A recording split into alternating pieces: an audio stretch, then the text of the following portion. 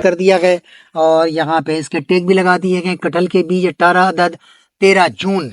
तो अभी चूंकि शदीद गर्मी है, ये आप देख रहे हैं, ये 3-4 इंच के फासले पर मैं यहाँ पे बीज को दफन कर रहा हूँ। ये एक बीज यहाँ पे लगाया है, दूसरा बीज ये 4 इंच के फासले।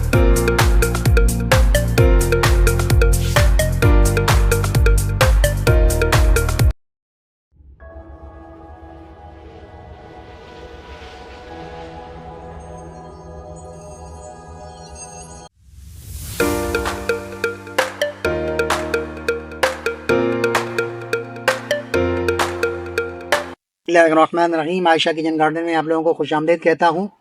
और मुझे यकीन है कि जिन लोगों ने अब तक हमारे चैनल को सब्सक्राइब नहीं किया है वो ज़रूर बिल ज़रूर आज ही और अभी अभी सब्सक्राइब करके हमारी हौसला अफजाई करेंगे और दूसरों को शेयर भी करेंगे और लाइक भी करेंगे। तो ये जो फल आपको नज़र आ रहा है यकीनन आपने पहचान लिया होगा, इससे पहले भी मैंने मूवी बनाई है और ऐसे नेट पर तो आजकल हर तरह की चीज़ें दस्तियाब हैं।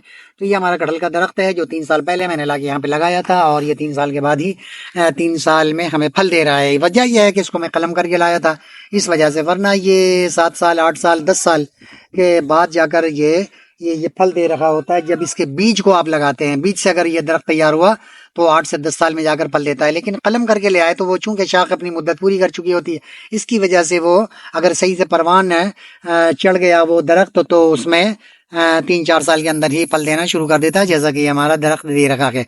तो इसमें 6 फल थे, अभी तो 4 नजर आएंगे। एक ये है, दूसरा ये है, तीसरा ये है, चौथा हमारे सर के ऊपर है, 5वां यहाँ पे मौजूद था।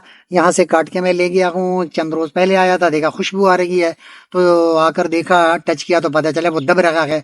ले जाकर एक दिन रखा और उसके बाद उसको हम लोगों ने इस्तेमाल किया, बहुत सारे लोगों को खिलाया। उसमें से तकरीबन 55 या 56 बीज निकले थे। तो 10-12 बीज मैं लाकर पहले भी लगा चुका हूँ 2 दिन पहले, और आज मैं फिर 18 बीज लेकर आया हूँ यहाँ पे।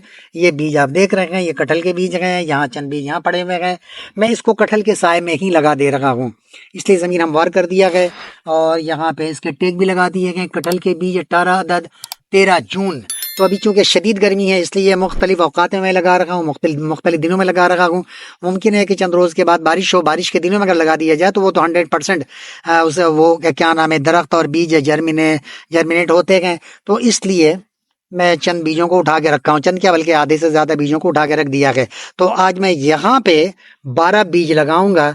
ये बीज आप देख रहे हैं, इन बीजों को ज़्यादा नहीं, सिर्फ 1 इंच नीचे आप दफन कर दें, 3-4 इंच के फासले पर। ये जैसा कि आप देख रहे हैं, ये आप देख रहे हैं, ये 3-4 इंच के फासले पर मैं यहाँ पे बीज को दफन कर रहा हूँ।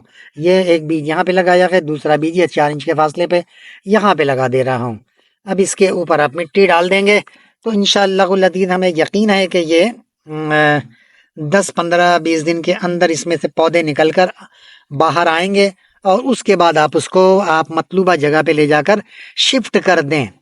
तो ये एक यूनिक किस्म का फल आपके सामने होगा और बहुत ही जायकेदार फल है। ये तकरीबन इसमें अब 5 बीज रह गए हैं। मैं 5 बीज को ले जाकर वहाँ पे लगाऊंगा जामुन के साए के नीचे।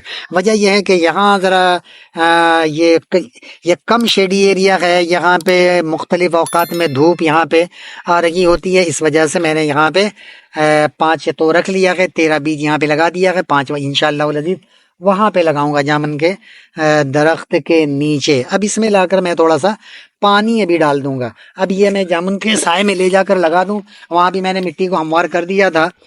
तो ये मैं यहाँ पे लगा दे रहा हूँ। यहाँ तकरीबन दिन का पूरा हिस्सा यहाँ पे साया ही साया होता है। तो देखता हूँ कि इसको मुकम्मल साए में लगाने में ज़्यादा जल्दी इसके बीज निकलते हैं या कुछ चंद 1 घंटे जहाँ पे धूप हो वहाँ जल्दी निकलते हैं। तो यहाँ पे 6 बीज मैं लगा दे रहा हूँ। अभी डब्बे में से एक और निकल कर बाहर आ गया, गोया 6 बीज यहाँ गए, 12 बीज हमने वहाँ पे लगा दिए हैं। अब इसमें लाकर पानी डाल दूंगा इंशाअल्लाह अज़ीज़। ये ज़्यादा शेडी एरिया है, बल्कि 24 आवर्स यहाँ पे ज़ाया होता है, इस वजह से मैंने लगा दिया। जामुन का दरख्त है, इसको मैंने गंजा कर दिया था, काफ़ी शाखें निकल गई हैं। अल्लाह ने चाहा तो आइंदा साल यहाँ पे ज़रूर बिल ज़रूर इसमें जामुन होंगे। मैं पानी इसके ऊपर डाल दे रहा हूँ इंशाअल्लाह अज़ीज़। अल्लाह ने चाहा तो ये बीज निकलेंगे, फिर इसके ऊपर कलमकारी करूँगा तो इंशाअल्लाह अज़ीज़ हमें यकीन है कि ये भी 3-4 साल में अगर अल्लाह ने चाहा तो ये भी हमें फल देना शुरू कर देंगे। वमा अलैना इल्लल बलाग। तो आप लोग ज़रूर ज़रूर हमारे चैनल को सब्सक्राइब करें, लाइक करें, शेयर करें। इस तरह की चीज़ें मैं आपको दिखाता रहूँगा।